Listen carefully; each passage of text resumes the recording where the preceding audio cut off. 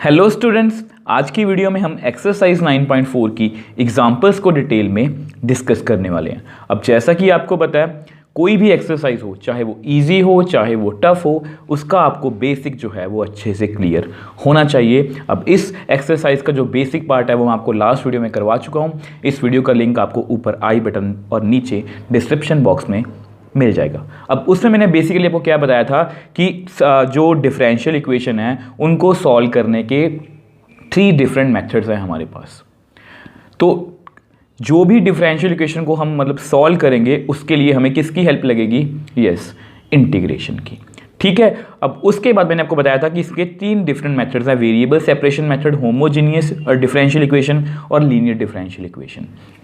तो last video में इस वाली एक्सरसाइज में हम बेसिकली वेरिएबल सेपरेशन मेथड को ही डिस्कस करेंगे, जिसमें हमने जस्ट वेरिएबल्स को सेपरेट करना है और इंटीग्रेट करना है। तो अगर आपको ये सब बातें अच्छे से क्लियर है तो चलिए एक पॉजिटिव मन से, एक अच्छे मन से आज की वीडियो को शुरू करते हैं। इस एक्सरसाइज की हमारी first example example number 9, find general solution of differential equation of dy by dx is equal to x plus 1/2 minus y where y not equal to 2। अब आपको पता है कि ये डिफरेंशियल इक्वेशन है, तो सबसे पहले इसको लिखते हैं, let dy by dx is equal to x plus 1/2 minus y where y not equal to 2। अब आपको पता है ये एडिशनल इंफॉर्मेशन है, जस्ट आपको बता देता हूँ कि इसका यूज़ क्या है। देखो, ये हमारी डिफरेंशियल इक्वेशन है, तो अगर इसमें y2 होगा तो 2 माइनस 2 कितना बन जाएगा? 0, समथिंग अपॉन 0 नॉट डिफाइंड। तो ये डिफरेंशियल इक्वेशन हमारी नॉट डिफाइंड हो जाएगी। अब उसको डिफाइन होने के लिए यहाँ पर लिखा गया कि y नॉट इक्वल टू 2। अब देखो, हमने लास्ट वीडियो में सीख लिया था कि जब भी हम किसी डिफरेंशियल इक्वेशन को अगर सॉल्व करना चाहते हैं तो हमें इंटीग्रेशन की हेल्प लेनी पड़ेगी, और इंटीग्रेशन की हेल्प लेने के लिए हमें कुछ ना कुछ इसमें कि चेंजेस करने पड़ेंगे। इस तरह से बनाना होगा इस डिफरेंशियल इक्वेशन को ताकि हम इसको इंटीग्रेट कर पाएँ। अब इसी सीरीज़ में हमारा जो फर्स्ट मेथड है वो है वेरिएबल सेपरेशन मेथड।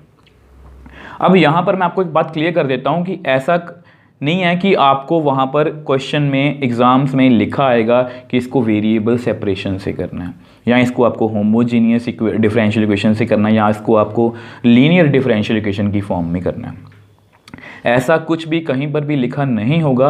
आपको जस्ट खुद से ही डिसाइड करना है कि मुझे इसको किससे करना है। तो अभी मैं ज़्यादा बातें नहीं कर सकता क्योंकि अभी जो 2 मेथड हैं उनको हमें डिस्कस करना है।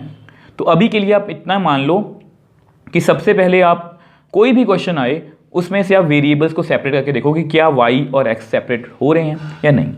तो सबसे पहले हम क्या करेंगे, तो ऐसा करो, इसको उधर ले जाओ, तो 2 minus y d y x plus 1 dx।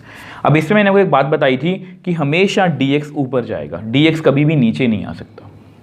तो इसके बाद अब जैसे ही, अब देखो ध्यान से, x x y y variable separate हो चुके हैं, तो यहाँ पर आप लिख भी सकते हो ताकि आपको याद रहे, bye variable separation, by variable separation मैंने ये कर लिया। ठीक है। अब जैसे ही हमारे वेरिएबल सेपरेट हो गए हैं, अब उसके बाद हमें क्या करना है? Integrate both sides, integrate both sides. तो हमारे पास कुछ ऐसा बनेगा। अब देखो, इसको इंटीग्रेट करना हमारे लिए बहुत इजी है। आपको पता है, अगर आपने इंटीग्रेशन को पढ़ा है तो इसको मैं अगर प्लस और माइनस में फंक्शन हो तो सेपरेट लिख सकता हूँ। ये जस्ट मैं आपको हर एक स्टेप को अच्छे से एक्सप्लेन कर रहा हूँ, क्योंकि हो सकता है कि कुछ बच्चे इंटीग्रेशन में कंफर्टेबल ना हो, बट उन्हें कंफर्टेबल होना पड़ेगा, और अगर नहीं भी हो तो मैं करवाऊँगा आपको। तो 2 बाहर है। अब 1 की इंटीग्रेशन आपको पता है, 1 की इंटीग्रेशन देखो, हमें कभी भी कंफ्यूज मत हुआ करो। देखो, डेरिवेटिव ऑफ x1 और 1 की इंटीग्रेशन x। ठीक है। अब यहाँ पर dy है तो इसकी इंटीग्रेशन कितनी आएगी? y माइनस, अब इसकी इंटीग्रेशन ऐसे देखो, y dy xn power plus नीचे प्लस, तो y की पावर 1 + 1 1 + 1। सेम यहाँ पर x की पावर 1 + 1 1 + 1। ये जस्ट आपको समझाने के लिए इतना एक्सप्लेन कर रहा हूँ। 1 की इंटीग्रेशन x, ठीक है। अब देखो वैसे मैं यहाँ पर मुझे c1, अब देखो यहाँ पर मैं इंटीग्रेशन का कांस्टेंट डालना भूल गया, तो एक बार इसको ऐसा करते हैं, इसको करेक्ट कर देता हूँ। आपको पता है जब भी हम इंटीग्रेट करते हैं तो प्लस c लिखते हैं, तो मैंने c1 लिख दिया। आप जो मर्जी लिख लेना, मैं यहाँ पर c2 लिख रहा हूँ, ठीक है। तो इसको थोड़ा सा सॉल्व करने की कोशिश करते हैं। वैसे ही आपका आंसर आ चुका है, 2y - y² / 2 + c1 = x² / 2 + x + c2, ठीक है। तो ऐसा करो, यहाँ पर आप क्रॉस मल्टीप्लाई कर लो, तो कितना आएगा। ये जस्ट देखो जो भी एफर्ट्स कर रहे हैं हम आंसर को मैच करने के लिए कर रहे हैं, ताकि हमें प्रूव दैट वाले क्वेश्चंस में दिक्कत ना आए कि इसका जो सोल्यूशन है वो इतना ही होना चाहिए।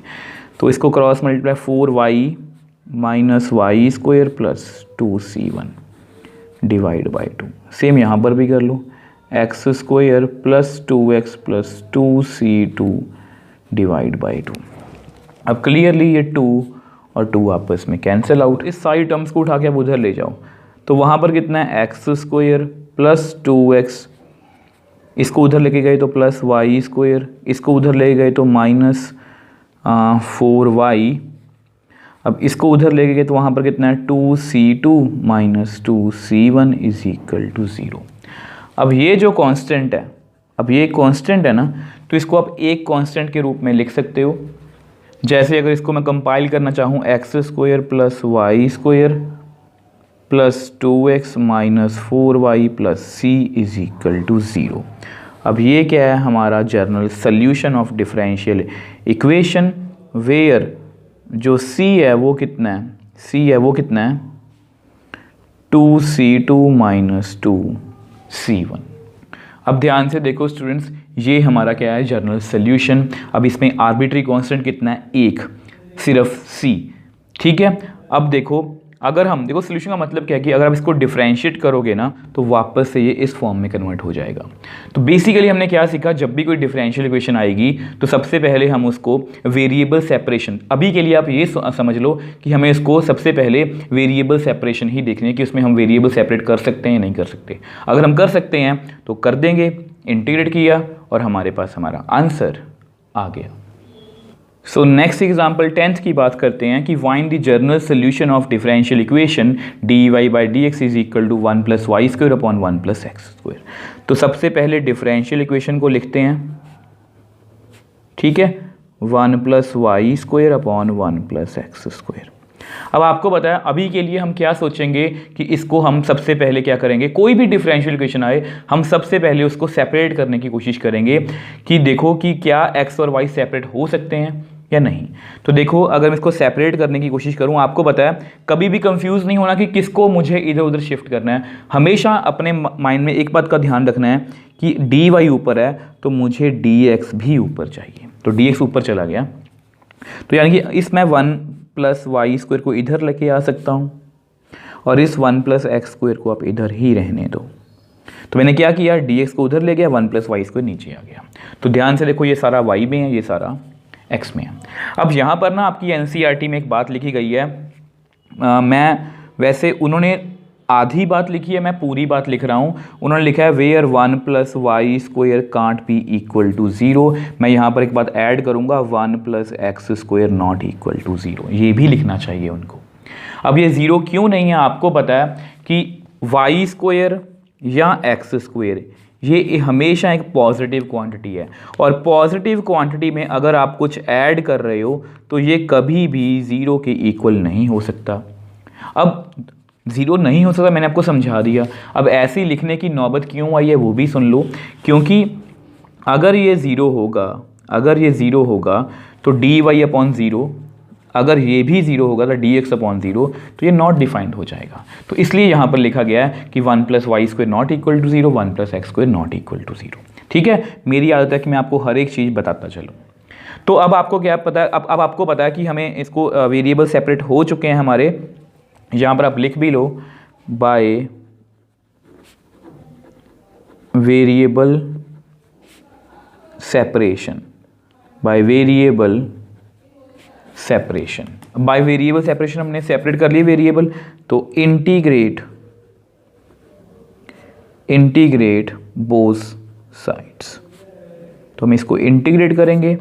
अब ये आपका इंटीग्रेशन का साइन। देखो बहुत बेसिक लेवल की, मैंने आपको बताया था कि बहुत बेसिक लेवल की इंटीग्रेशन है, जस्ट आपको मैपिंग और फॉर्मूलाज क्लियर होने चाहिए। अब ये भी हमारे पास डायरेक्ट फॉर्मूला है।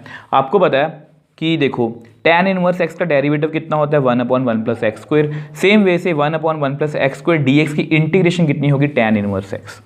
तो यहाँ पर मैं कितना लिखूंगा tan इनवर्स y, क्योंकि यहाँ y में है सब कुछ, plus C1 tan inverse x plus C2। ठीक है, यहाँ पर आप रीज़न मतलब कि फॉर्मूला लिख लो, because 1/1 plus x square d x की इंटीग्रेशन कितनी है tan inverse x plus C। तो ये मैंने आप यहाँ पर आपको एक्सप्लेन भी कर दिया। अब जस्ट आंसर को अच्छे से मैच करने के लिए हम क्या करेंगे, tan inverse y is equal to tan inverse x plus C2, इस C1 को उधर ले जाओ, तो which implies tan inverse y is equal to tan inverse x plus, अब ये जो एक कांस्टेंट है C2 माइनस C1, तो इसको मैंने C लिख लिया। अब ये जो हमारा आंसर है ये परफेक्टली NCERT से मैच कर रहा है, where C2 minus C1 is equal to C।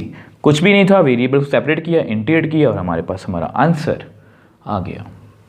So next example 11th, find the particular solution of differential equation dy by dx is equal to minus 4x y square given that y is equal to 1 and when x is equal to 0।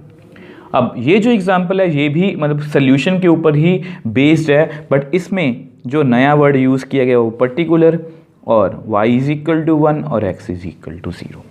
अब ये तीन जो चीज़ें हैं इनसे हमारा question जो है वो थोड़ा सा चेंज हुआ है, बहुत थोड़ा सा। आपको याद होगा मैंने आपको बेसिक्स वाली वीडियो में ही बताया था कि जब हम किसी भी डिफरेंशियल इक्वेशन को सॉल्व करते हैं, ये मान लो डिफरेंशियल इक्वेशन है, मान लो हमने इसको सॉल्व किया, तो उससे हमें या तो जनरल सॉल्यूशन मिलता है और पर्टिकुलर भी मिल सकता है। और मैंने यहाँ पर लिखा था रेड में कि विद सम कंडीशंस। अब इसके लिए कुछ कंडीशंस होती हैं, वैसे डिफरेंशियल इक्वेशन को सॉल्व करके हमें हमेशा जनरल सॉल्यूशन ही मिलता है, ठीक है, और जनरल सॉल्यूशन को ही डिफरेंशिएट करके हमें डिफरेंशियल इक्वेशन मिलती है। तो अब यहाँ पर पर्टिकुलर की बात हो रही है विद सम कंडीशंस, मैंने लिखा था वो कंडीशंस कौन सी हैं, वो ये वाली हैं, y is equal to 1 and x is equal to 0। ठीक है, अब ये मैंने आपको क्वेश्चन के बारे में ऊपर से बताया। अगर आप मेरी बात मानो तो आप इसको कोई भी पर्टिकुलर वाला क्वेश्चन आए, चाहे हमने लास्ट एग्जांपल्स भी किए हैं, वो भी पर्टिकुलर सोल्यूशन में आ सकती हैं। अब उनमें भी ये कंडीशंस लिखी होंगी, बट उससे हमारे क्वेश्चन को सॉल्व करने के प्रोसीजर को कोई भी फ़र्क नहीं पड़ेगा। आपने सबसे पहले अपनी डिफरेंशियल इक्वेशन लिखनी है 4xy²। अभी के लिए फिर से अपनी बात रिपीट करूंगा, अभी के लिए हम यही सोचेंगे कि सबसे पहले हम इसको वेरिएबल सेपरेशन से मतलब कि सेपरेट करने की कोशिश करेंगे, क्या ये हो रहे हैं। तो देखो dy तो इधर ही रहेगा, y² को इधर ले आओ। अब आपको पता है dx को मैं उधर लेके जाऊंगा, तो सेपरेट हो गए, बड़े ईजिली सेपरेट हो गए। तो यहाँ पर आप लिख भी दो बाय वेरिएबल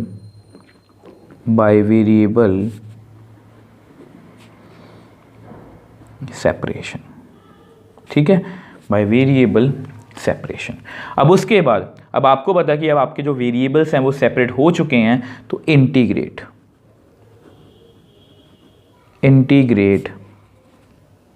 बोथ साइड्स।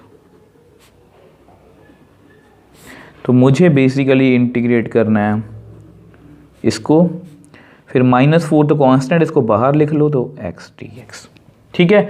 अब इसको इंटीग्रेट कैसे करेंगे, इसको आप ऐसे लिख सकते हो y की पावर -2 dy -4x dx।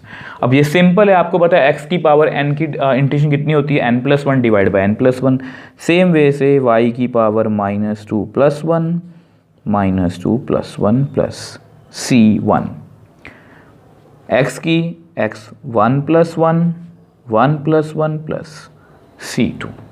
ठीक है, तो कितना आ गया y की power -2 + 1 -1 divide by -1 plus c1 is equal to -4 x² by 2 plus c2। अब कुछ कट हो रहा है तो कट कर देते हैं, जैसे ये। तो ऐसा करते हैं, थोड़ा सॉल्व करने की कोशिश करते हैं। अब ऐसा करो, y की पावर -1 है तो इसको मैं लिख सकता हूँ, आपको पता है y की पावर अगर -2 होगी तो मैं लिख सकता हूँ 1/y²। तो इसको मैं लिखूँगा 1/y। अब ये माइनस पहले से ही है, तो इधर कितना है -2x²। अब c2 -c1, इस कांस्टेंट को भी मैं उधर ले गया क्योंकि इस कांस्टेंट को मैं कंबाइन करके एक कांस्टेंट बना दूंगा। तो which implies -1/y is equal to -2x² plus c, where c is equal to c2 -c1। ठीक है, c2 -c1। अब देखो ये है हमारा जनरल सोल्यूशन, क्योंकि इसमें जनरल सोल्यूशन क्यों है आप मेरे को बताओ, क्योंकि इसमें आर्बिट्री कांस्टेंट c है। अब जनरल से मैं पर्टिकुलर सोल्यूशन में जाना है, मतलब किसी तरह से ये जो c है इसकी कोई फिक्स्ड वैल्यू हमारे पास आनी चाहिए, और वो कहाँ से आएगी, गिवन कंडीशन से। आपको पता है हमारी गिवन कंडीशंस क्या हैं, मैं यहाँ पर लिख के बता देता हूँ। हमारी गिवन कंडीशंस हैं y is equal to 1 when x is equal to 0। तो ये हैं हमारी गिवन कंडीशंस। तो इसको आप यहाँ पर सब्स्टिट्यूट कर दो, पुट इन 1। तो -1/1 इज इक्वल टू -2, x की जगह पर 0 प्लस c। तो which implies -1 -2 into 0 0 plus c, which implies c is equal to -1। तो आपके सामने है हमारे आर्बिट्री कांस्टेंट की एक फिक्स्ड वैल्यू आ गई। तो हम क्या करेंगे, इसको पुट इन अगेन 1। तो 1 में आप फिल कर दो, विच एम्प्लाइज -1/y -2x², c की जगह पर -1। बट अभी भी हमारा जो आंसर है वो NCERT से मैच नहीं कर रहा। तो आप क्या करो, -1/y, यहाँ से माइनस को कॉमन ले लो, 2x² + 1। अब क्लियरली ये जो माइनस है ये आपस में कट हो जाएंगे। ठीक है, तो आप क्या करो, इस y को आप उधर ले जाओ और इसको आप नीचे ले आओ। ठीक है, या आप ये समझ लो कि मैंने इसका रेसिप्रोकल किया। ठीक है, y को मैं उधर ले गया, ऊपर चला गया, ये नीचे आ गया। तो अब ये जो हमारा आंसर है ये परफेक्टली NCERT से मैच कर रहा है। और ये कौन सा सोल्यूशन है, हमारा पर्टिकुलर सोल्यूशन है, क्योंकि इसमें कोई भी आर्बिट्री कांस्टेंट नहीं है। तो क्वेश्चन क्या था, सिंपल क्वेश्चन था। मैंने वेरिएबल सेपरेट करके देखे, वो सेपरेट हो गए, इंटीग्रेट किया और हमारे पास इतना कोई आंसर आ गया। अब इसमें ये जो c है ये जनरल सोल्यूशन है, हमें पता कि ये आर्बिट्री कांस्टेंट है। अब इसकी जो फिक्स्ड वैल्यू निकालने के लिए हमारे पास गिवन कंडीशंस हैं, मैंने वो फिल की, वहाँ से मेरे पास c की फिक्स्ड वैल्यू आई, उसको वापस से 1 में फिल किया और हमारे पास हमारे पर्टिकुलर सोल्यूशन की वैल्यू आ गई। तो इस तरह से आप पर्टिकुलर सोल्यूशन वाला कोई भी क्वेश्चन सॉल्व कर सकते हो, बशर्ते उसमें एक गिवन कंडीशन होगी। ये कंडीशंस होनी जरूरी हैं, इनके बिना हम पर्टिकुलर सोल्यूशन नहीं निकाल सकते। सो नेक्स्ट एग्जाम्पल 12th की बात करते हैं। Find equation of curve passing through the point 1,1 whose differential equation is x dy is equal to 2x² + 1 dx where x not equal to 0। अब ये जो क्वेश्चन है, मतलब ये पहली बार ऐसा क्वेश्चन है, थोड़ा सा डिफरेंट है। ठीक है, अब देखो क्वेश्चन चाहे डिफरेंट है बट प्रोसीजर सेम रहेगा। अब देखो, अब तो आपको आइडिया कि हम डिफरेंशियल इक्वेशन कर रहे हैं, बट हो सकता है कि एग्जाम्स में जब आपके सामने ये क्वेश्चन आए आपको आइडिया ना हो ये क्वेश्चन किस तरह से करना है। तो मैं आपको छोटे छोटे हिंट देने की कोशिश करूंगा। ध्यान से देखो इस क्वेश्चन में किस किस चीज़ की बात की गई है। अगर आप ध्यान से देखोगे, यहाँ पर उन्होंने बोला कि इक्वेशन को फाइंड करो। अब कोई भी नॉर्मल इक्वेशन आपको पता कैसी होती है, एक्स और वाई में कोई भी इक्वेशन हो सकती है जिसमें इज इक्वल टू का साइन हो। ठीक है, कर्व पासिंग, इसको भूल जाओ, थ्रू दी पॉइंट। अभी इसके बारे में बाद में बात करेंगे। 1,1 हुज डिफरेंशियल, जिसकी डिफरेंशियल इक्वेशन क्या है, एक्स। अगर यहाँ पर डिफरेंशियल इक्वेशन ना भी लिखा होता तो हमें पता है कि इसमें डी वाई और डी एक्स की बात, डेरिवेटिव्स की बात हो रही है, तो मतलब इसमें जो है डिफरेंशियल इक्वेशन की बात हो रही है। अब डिफरेंशियल इक्वेशन से हमें इक्वेशन फाइंड करनी है, तो ये तो आपको पता है कि ये हमारे लिए कि इसका हमें सोल्यूशन फाइंड करना है। और सोल्यूशन के लिए सबसे पहले हम डिफरेंशियल इक्वेशन को लिखेंगे, x d y is equal to 2x² plus 1 dx। अब आपको पता है हम सबसे पहले क्या करते हैं कि सबसे पहले हम ये कोशिश करते हैं कि इसको सॉल्व करने के लिए कि इसके जो वेरिएबल हैं वो सेपरेट हो पाएँ। ठीक है, अब ध्यान से देखो, अगर इस x को देखो, डी वाई भी ऊपर है, dx भी ऊपर है, तो अगर मैं इस x को उधर ले जाऊं इस तरह से, ये x नीचे आ जाएगा ना, तो इसके वेरिएबल सेपरेट हो गए हैं। तो यहाँ पर आप लिख भी लो, हम हमेशा लिखते हैं बाय वेरिएबल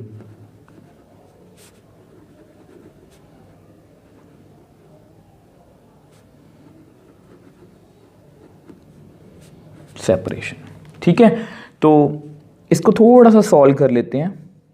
तो इसको आप ऐसे लिख लो 2x² by x plus 1 by x dx।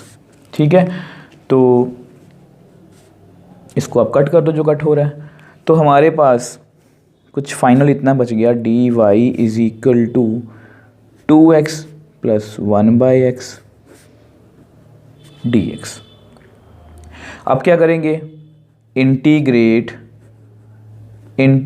Both sides, integrate both sides. तो मुझे इंटीग्रेशन करनी है डी वाई की 2x plus 1 by x dx। ठीक है, अब आपको पता है डी वाई मतलब 1 डी वाई, 1 की इंटीग्रेशन कितनी होगी आपको पता ही है, y plus c1 is equal to, इसको आप सेपरेट कर लो, 2x dx plus 1 by x dx। अब देखो आपको पता है y plus c1 is equal to 2 बाहर लिख लो, x की integration x² by 2 plus 1 by x, आपको पता है derivative of log x 1 by x, और 1 बाई एक्स की integration log mod x, log mod x plus c2। अब यहाँ पर मैं आपको एक बात बताना भूल गया, x नॉट इक्वल टू 0 लिखा है, इसका क्या मतलब है आपको बताइए, एडिशनल इन्फॉर्मेशन है। x 0 अगर होगा, अगर x 0 होगा तो ये 0 बन जाएगा। देखो अगर x यहाँ पर 0 होगा तो 0 into d y 0 plus 1 dx, तो ये 0 इज इक्वल टू dx, मतलब ये डिफरेंशियल इक्वेशन ही नहीं रहेगी, तो इसलिए यहाँ पर लिखा गया कि x नॉट इक्वल टू 0। ठीक है, चलो हम अपने वापस से क्वेश्चन पे आते हैं। तो ये भी कट हो गया। ठीक, तो ऐसा करो, हमेशा की तरह हम कॉन्स्टेंट्स को इकट्ठा करते हैं, x² plus log mod x plus c2 minus c1, इस c1 को मैं उधर ले गया। ठीक है, तो which implies y is equal to x² plus log mod x plus c। ठीक है, प्लस c, और यहाँ पर आप लिख भी सकते हो where c is equal to c2 minus c1। अब देखो हमने जितना इसको सॉल्व करना था हमने कर लिया। अब ध्यान से देखो, उन्होंने बोला इक्वेशन ऑफ कर्व फाइंड करो जिसकी डिफरेंशियल इक्वेशन ये है, तो हमने फाइंड कर ली, आपको आता है इसको करना। अब इसकी बात कर लेते हैं। अब उन्होंने खास पॉइंट, देखो यहाँ पर एक खास पॉइंट बोला गया कि ये 1 1 से पास कर रही है। अब आपको पता है कि मान लो यहाँ पर मैं एक लाइन की इक्वेशन लिखूँ, इट पासिस थ्रू, मान लो यहाँ पर लिखा हो इट पासिस थ्रू 2,2, तो यहाँ पर x को मैं 2 फिल करूँगा, y को भी 2, दैट मीन्स इस पॉइंट से ये पास कर रही है लाइन, मतलब ये पॉइंट इस लाइन पर लाई कर रहा है, इसका मतलब यही होता है। तो सेम वे से अगर ये पॉइंट, उन्होंने बोला कि इक्वेशन ऑफ कर्व फाइंड करो जो इस पॉइंट से पास कर रही है, तो अगर हमारे पास इक्वेशन आ गई है, अगर वो इस पॉइंट से पास कर रही है तो हम क्या करेंगे, since equation of curve passing through 1,1, therefore y की जगह पर 1, x की जगह पर 1, log 1 प्लस c। ठीक है, तो which implies 1 is equal to 1 plus 0 plus c। यहाँ पर आप लिख दो कि log 1 जो होता है, आपको पता है log 1 कितना होता है, 0।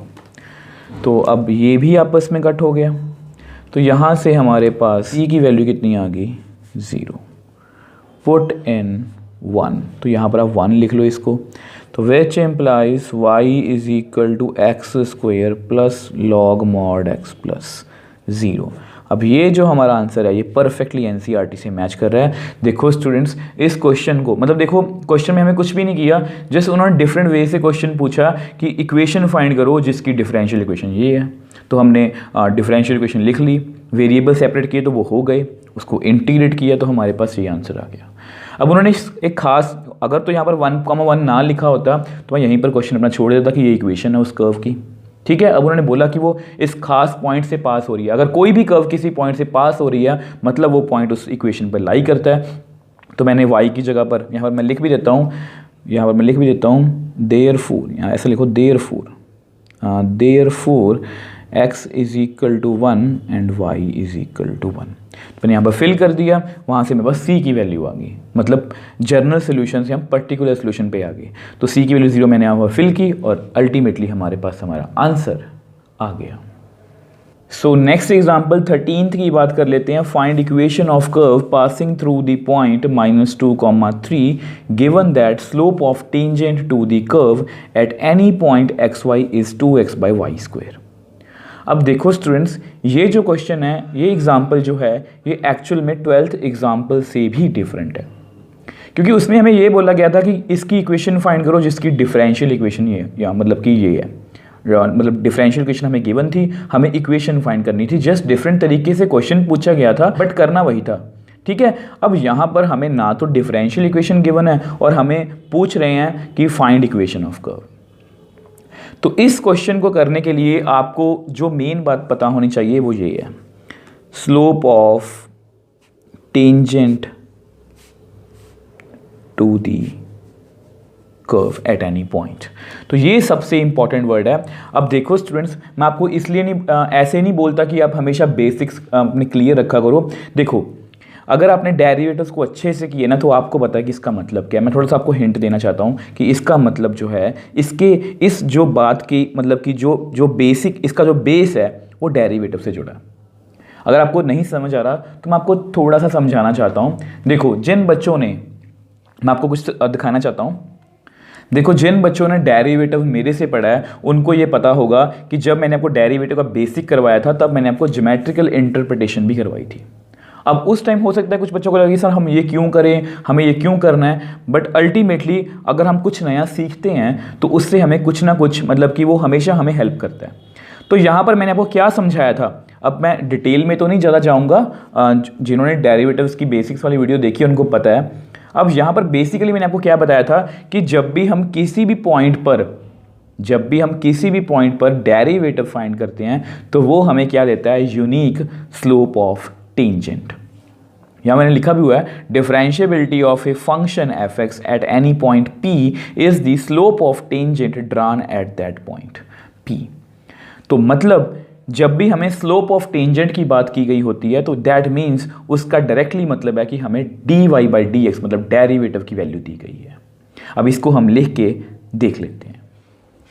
अब देखो, जैसा कि मैंने आपको बताया कि डेरिवेटिव का मतलब क्या होता है, तो यहाँ पर हम लिख लेते हैं जस्ट आपकी नॉलेज के लिए, since derivative of any function at any point gives us unique slope of tangent at that point। तो डेरिवेटिव हमें क्या देता है, उस पॉइंट पे हमें यूनिक स्लोप ऑफ टेंजेंट। तो यहाँ पर हम लिख सकते हैं देयरफॉर जो यहाँ पर लिखा गया है स्लोप ऑफ टेंजेंट, जो यहाँ पर लिखा गया है slope of tangent is given by dy/dx। देखो, मैं आपको चाहता तो डायरेक्टली बता सकता था कि स्लोप ऑफ टेंजेंट का मतलब क्या होता है dy/dx, बट मैंने आपको अच्छे से समझाया कि वाकई इसका मतलब क्या होता है, क्योंकि हमने बेसिक्स में डेरिवेटिव्स के बेसिक में पढ़ा था कि डेरिवेटिव का मतलब क्या होता है, unique slope of tangent at that point.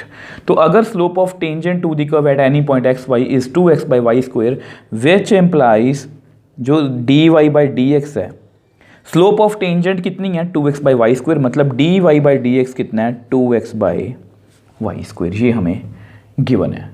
अब आपको पता है इसमें डेरिवेटिव इन्वॉल्व है, मतलब ये डिफरेंशियल इक्वेशन है और इससे हमें इक्वेशन ऑफ कर्व फाइंड करनी है, मतलब इसका हमें सोल्यूशन फाइंड करना है। अब आपको क्वेश्चन थोड़ा सा समझ आ गया होगा। अब क्योंकि ये डिफरेंशियल इक्वेशन है तो ऐसा करते हैं, इनको सेपरेट करके देख लेते हैं। Y square d y 2x dx, मैंने आपको हमेशा बोला कि dx को आपको ऊपर लेके जाना है। अब क्लियरली ये सारा x में है, ये सारा y में है, मतलब इसको हमने सेपरेट कर लिया। तो यहाँ पर आप लिख लो बाय वेरिएबल सेपरेशन, ठीक है जी, बाय वेरिएबल सेपरेशन। तो इंटीग्रेट बोथ साइड्स, तो मुझे इंटीग्रेट करना है वाई स्क्वायर डी वाई को, मुझे इंटीग्रेट करना है 2x dx को।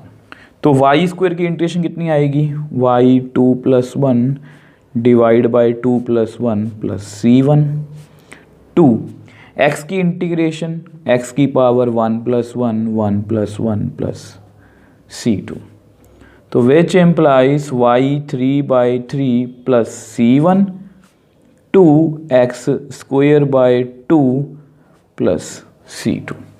तो यहाँ पर आप इसको कट कर दो, ठीक है। तो which implies y³ / 3 = x square + c2 - c1। अब आपको पता है हम हमेशा की तरह क्या करते हैं, इस कांस्टेंट को कंबाइन करके लिखेंगे। तो y³ / 3 = x स्क्वायर + c, इसको आप नंबर 1 दे दो, वेयर c = c2 - c1। अब हमारा जो इक्वेशन ऑफ कर्व है वो हमने निकाल ली है, ठीक है। अब उन्होंने साफ साफ बोला, जैसा लास्ट क्वेश्चन में भी था, find equation of curve passing through, since it passes through -2, 3, therefore x = -2, y = 3, put in 1। तो 1 में इसको पुट कर लो। लास्ट क्वेश्चन में भी हमने ऐसा ही किया था। तो y की जगह पर 3/3, 2 की जगह x की जगह पर -2 का स्क्वायर + c, कितना आएगा 27/3 4 + c। तो यहाँ पर इसको आप कट कर दो, 3 9s, तो which implies c = 9 - 4, which implies c = 5। तो c की वैल्यू हमारे पास कितनी आ गई 5। अब जस्ट हमें इसको इसमें पुट करना है, अब उसको हम नेक्स्ट पेज पे सॉल्व कर लेते हैं। तो अब देखो इसको हमें 1 में पुट करना है ना, तो c की वैल्यू जो 5 है वो यहाँ पर पुट कर लो, और अगर इसको आप सॉल्व करना चाहते हो तो 3 को आप उधर ले जाओ, 3x स्क्वायर 3 5s 15, विच इम्प्लाइज y = 3x स्क्वायर + 15। अब 3 उधर जाके 1/3। अब ये जो हमारा आंसर है ये परफेक्टली एनसीईआरटी से मैच कर रहा है। देखो स्टूडेंट्स, इसमें कुछ भी मुश्किल नहीं था, जस्ट एक नई टर्म यूज़ की गई थी जो आपके डेरिवेटिव के बेसिक्स में थी। तो जिनको डेरिवेटिव का बेसिक जो है वो अच्छे से क्लियर है, उनके लिए क्वेश्चन बहुत इजी है। उनको पता है स्लोप ऑफ टेंजेंट का मतलब क्या होता है, डेरिवेटिव, क्योंकि डेरिवेटिव हमें क्या देता है, किसी भी पॉइंट पर यूनिक स्लोप ऑफ टेंजेंट। तो डेरिवेटिव की वैल्यू कितनी थी 2x/y²। अब उसको आपको पता है इक्वेशन फाइंड करनी थी, तो मैंने उस डिफरेंशियल इक्वेशन को सॉल्व किया, वेरिएबल सेपरेट करके इंटीग्रेट किया, तो हमारे पास हमारा आंसर आ गया। अब क्योंकि ये जो कर्व है ये -2, 3 से पास हो रही थी, तो मैंने x की जगह पर -2, y की जगह पर 3 फिल किया, तो मतलब मेरे पास c की वैल्यू 5 आ गई, और अल्टीमेटली हमारे पास हमारा आंसर जो है वो आ गया। सो नेक्स्ट, और इस एक्सरसाइज की हमारी लास्ट एग्जांपल है। अब ये बहुत ही प्रैक्टिकल सी प्रॉब्लम है, तो देखो बहुत ध्यान से आपको समझना है इसको। In a bank principal increases continuously at the rate of 5% per year, in how many years ₹1000 double itself. तो ये जो क्वेश्चन है इसको करने से पहले आपको थोड़ा सा मैं आपको क्वेश्चन को समझाना चाहता हूँ कि प्रिंसिपल का मतलब क्या होता है, क्योंकि आमतौर पर हम जब 10th के बाद ये सब कुछ छोड़ देते हैं, मतलब मैथ 10th वाला मैथ जब हम करके आते हैं +1 या +2 में, तो हम ऐसी टर्म से थोड़ा सा दूर हो जाते हैं, क्योंकि हमने ऐसे क्वेश्चन 10th या 9th में तो किए होंगे, अब नहीं हम करते, मतलब ना +1 में ऐसे हमने क्वेश्चन किए हैं या ना +2 में हमने ऐसे क्वेश्चंस किए हैं। प्रिंसिपल का मतलब क्या होता है, अमाउंट जो हम स्टार्टिंग में देते हैं, जैसे आपको याद होगा सिंपल इंटरेस्ट का फॉर्मूला वो होता है PRT/100। प्रिंसिपल अमाउंट मतलब मान लो मैंने 100 रुपये बैंक में रखे, 5% 1 साल के लिए डिवाइड बाय 100, तो कितना आया 5 रुपीज़। तो मुझे सिंपल इंटरेस्ट कितना ब्याज मिलेगा 5 रुपीज़। अब उसको मैं इसमें जोड़ देता हूँ प्रिंसिपल में, तो मेरे को 1 साल बाद 105 रुपये मिलेंगे। 1 साल बाद मुझे 105 रुपये मिलेंगे। अब वो बोल रहे हैं कि अगर मैं ऐसे 1000 रखूँ तो मुझे कितने टाइम बाद 2000 मिलेगा। अब 1 साल बाद मुझे 105 रुपये मिले हैं, तो अगर मैं 1000 जमा करवाऊँ तो मुझे कितने सालों बाद 2000 रुपये मिलेंगे। मतलब मुझे बेसिकली P और T मतलब प्रिंसिपल और टाइम में एक रिलेशन बनाना है। प्रिंसिपल और टाइम में मुझे एक इक्वेशन चाहिए जिसकी हेल्प से मैं बता सकूं कि इतने टाइम बाद पैसे डबल हो जाएंगे। अगर प्रिंसिपल और टाइम में मैं इक्वेशन निकाल सकूं, ठीक है। अब इतना तो आपको समझ आ गया। अब इसको हम डेरिवेटिव से कैसे जोड़ेंगे। देखो डेरिवेटिव को जोड़ने से पहले देखो इसका क्या मतलब होता है। आप बोलोगे सर dy/dx, तो मैंने इसको कैसे, जब स्टार्टिंग में हम डेरिवेटिव स्टार्ट करते हैं तो मैंने आपको क्या बताया था कि y is changing with respect to x। इसका मतलब बेसिकली ये होता है कि y जो है वो चेंज कर रहा है विद रिस्पेक्ट टू x। अब यहाँ पर लिखा गया है कि प्रिंसिपल इंक्रीजेज मतलब चेंज कर रहा है eight the rate of 5% per year. तो हमारा जो प्रिंसिपल है वो 5% के अकॉर्डिंग, मतलब 5% के हिसाब से चेंज कर रहा है पर ईयर, मतलब टाइम के हिसाब से। 1 साल में वो चेंज हो जाता है प्रिंसिपल। कितना चेंज हो जाता है 5%। मतलब प्रिंसिपल जो है वो टाइम के ऊपर डिपेंड कर रहा है। Principal is changing with respect to t, ठीक है। तो अब इसको हम लिखेंगे कैसे, मैं आपको बता देता हूँ। सबसे पहले ऐसा करते हैं, लेट dy/dx। इसका मतलब क्या है, इसका मतलब है y is changing with respect to x। ये मैंने इसलिए लिखा है ताकि जब आप नोट्स पढ़ो तो आपको क्लियर हो कि यहाँ पर सर ने क्या समझाया था, ठीक है। y is changing with respect to x। अब यहाँ पर लिखा गया है इन क्वेश्चन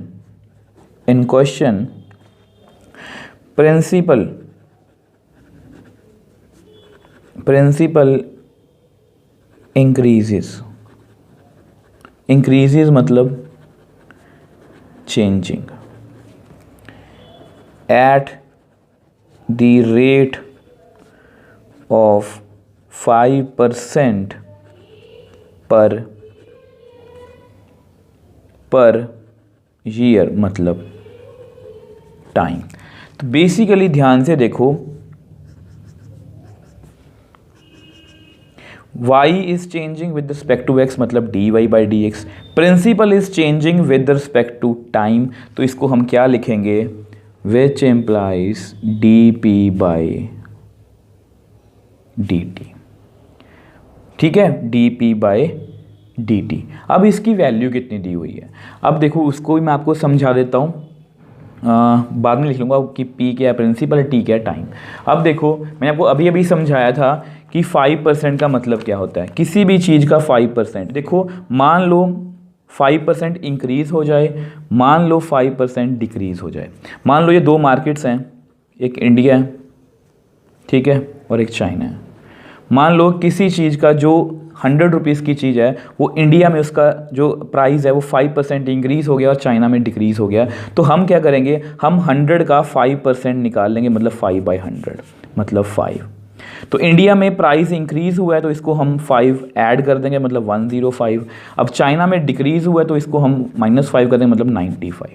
तो इस तरह से काम करता है। तो बेसिकली मैंने क्या किया, 100 × 5/100 मतलब, और 100 × 5%।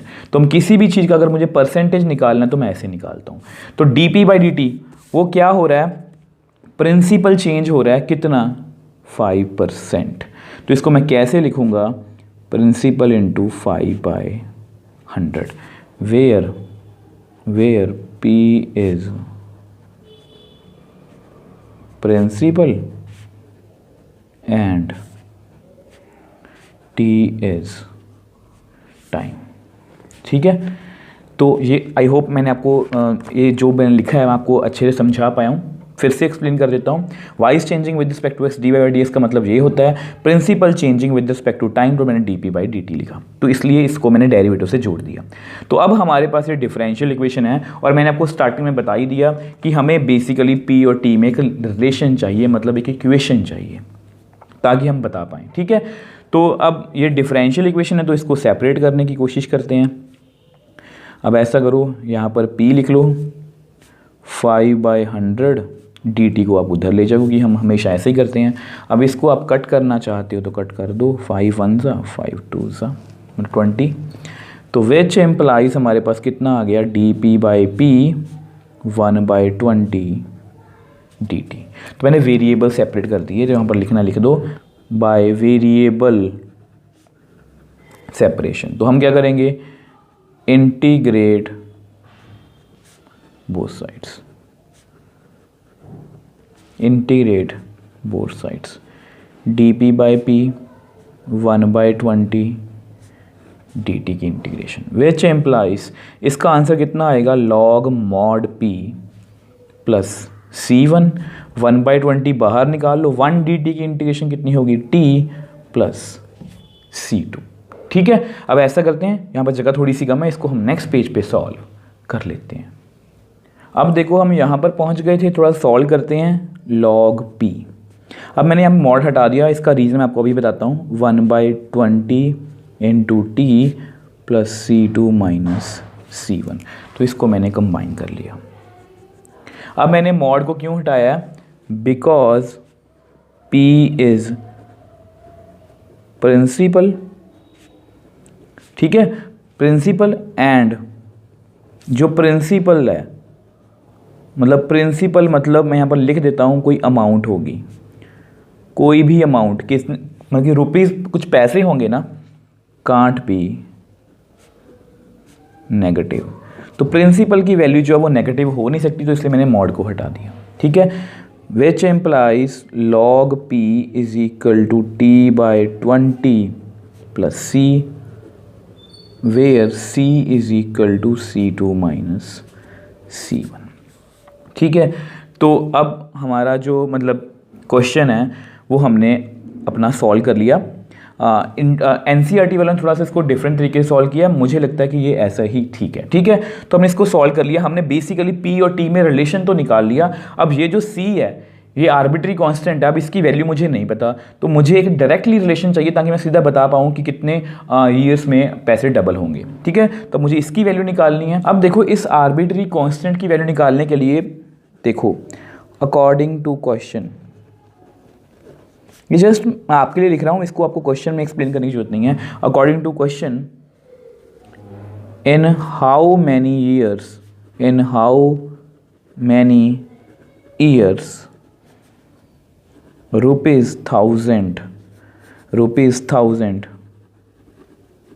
Double itself.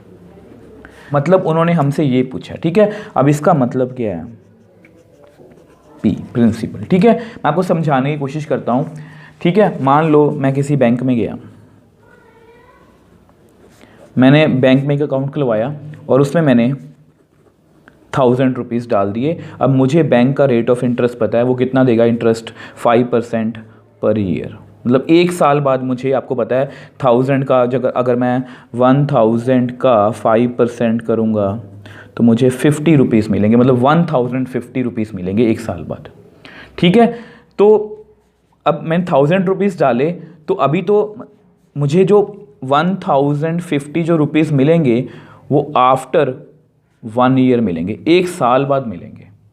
तो अगर मैंने स्टार्टिंग में 1000 रुपीज़ डाले हैं, तो अगर मैंने 1000 रुपीज़ डाले हैं, नाउ मेरी बात को समझने की कोशिश करना, now P is equal to 1000 rupees when, अब टाइम कितना है, टाइम तो 0 लूँगा, ज़ीरो क्यों लूँगा? क्योंकि अभी मैंने स्टार्ट की है। अगर मैं यहाँ पर 1050 लिखूँगा तो मैं यहाँ पर टाइम लिखता 1 ईयर, कि 1 साल बाद मुझे इतने पैसे मिलेंगे। अभी मैंने स्टार्ट किया है तो मेरा टाइम कितना है? 0। आई होप इतना आपको समझ आया होगा। पुट इन 1, इसको आप 1 में पुट कर लो, ठीक है। तो log 1000 t की जगह पर क्या लिखेंगे, sorry 0/20 plus c, which implies log 1000 0/20 0 plus c, तो विच एम्प्लाइज c की वैल्यू कितनी आ गई? log 1000। अब घबराना नहीं है, जैसी भी वैल्यू आएगी हमें उसको जस्ट 1 में पुट ही करना है, तो पुट इन 1। तो which implies log p is equal to t/20 plus c। अब c की वैल्यू कितनी है? log 1000। तो हमने एक रिलेशन निकाल लिया p और t के बीच में, क्योंकि ये कांस्टेंट होगा, log 1000 एक कांस्टेंट होगा, ठीक है। अब उन्होंने बोला कि कितना टाइम लगेगा आपको। अब नाउ प्रिंसिपल कितना है हमारा? अब प्रिंसिपल कितना है हमारा? अब 2000 रुपीज़। अब मुझे डबल करने ना, मैंने अपने पैसे डबल कर लिए। नाउ एंड टाइम को मैं t ही मान लेता हूँ कि टाइम कितना मेरा t, तो इसको इसमें पुट कर लो, पुट इन 2, तो log 2000 t/20 प्लस log 1000, इसको आप इधर ले आओ। log 2000 minus log 1000 is equal to t/20। अब यहाँ पर एक log की प्रॉपर्टी होती है, log a minus log b को मैं लिख सकता हूँ log a/b, ठीक है। तो मैं क्या लिखूँगा? log 2000/e/20। अब ये भी आपस में कट कर दो, तो यहाँ पर कितना रह गया? log 2 is equal to t/20। हमें टाइम की वैल्यू निकालनी है, तो t is equal to 20 log 2, which implies t is equal to 20 log। अब मैंने जानबूझ के यहाँ पर e लिखा है क्योंकि NCERT वालों ने यहाँ पर log e लिखा है, log to the base e 2।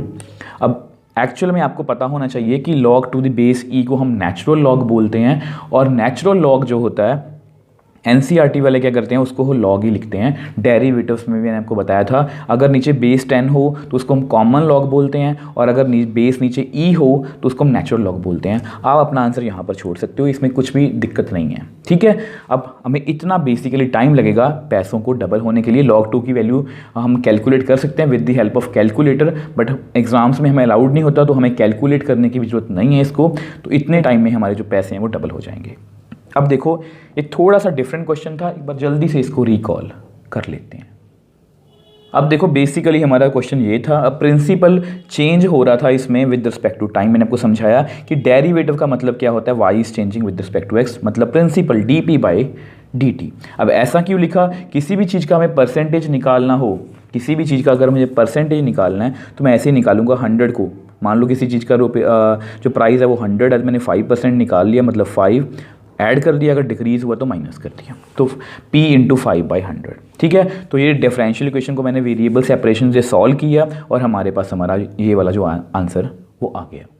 अब बाद में हमेशा की तरह मैंने आंसर को कंपाइल करने की कोशिश की, तो मेरे पास फाइनल सोल्यूशन जो है वो ये आ गया, ठीक है। बट इसमें मुझे एक वैल्यू पूछी गई थी, तो मैंने सबसे पहले c की वैल्यू निकालने की कोशिश की। अब आपको बताया, क्वेश्चन में पूछा गया था कि 1000 रुपीज़ है वो कितने सालों में डबल होंगे, तो मैंने p को 1000 लिया। अब क्योंकि अब मैं स्टार्ट कर रहा हूँ तो मेरा टाइम कितना है, 0, मैंने यहाँ पर फिल किया। c की वैल्यू कितनी आ गई, log 1000। अब उसको मैंने यहाँ पर फिल किया, तो मेरे पास कुछ ये सिचुएशन आ गई। अब आपको बताया, आपको पैसे डबल होने हैं, मतलब 2000 होने हैं, कितने टाइम पे होंगे मुझे नहीं पता। मैंने t की वैल्यू सेम रखी, p की वैल्यू 2000 सॉल्व किया, और अल्टीमेटली log की प्रॉपर्टी लगाई, और हमारे पास हमारा आंसर आ गया। अब देखो स्टूडेंट्स, मैंने एक्सरसाइज 9.4 की सभी एग्जांपल्स को अपने तरीके से, मतलब कि अपनी तरफ से मैंने पूरी कोशिश की है कि मैं आपको इजी से इजी वे में जो है इसका कंसेप्ट समझा पाऊँ, डिफरेंशियल इक्वेशन का भी, और जो भी इसमें डिफरेंट क्वेश्चंस भी पूछे गए हैं, मैंने अपनी तरफ से पूरी कोशिश की है कि मैं आपको उनको भी ईजी से ईजी वे में एक्सप्लेन कर पाऊँ।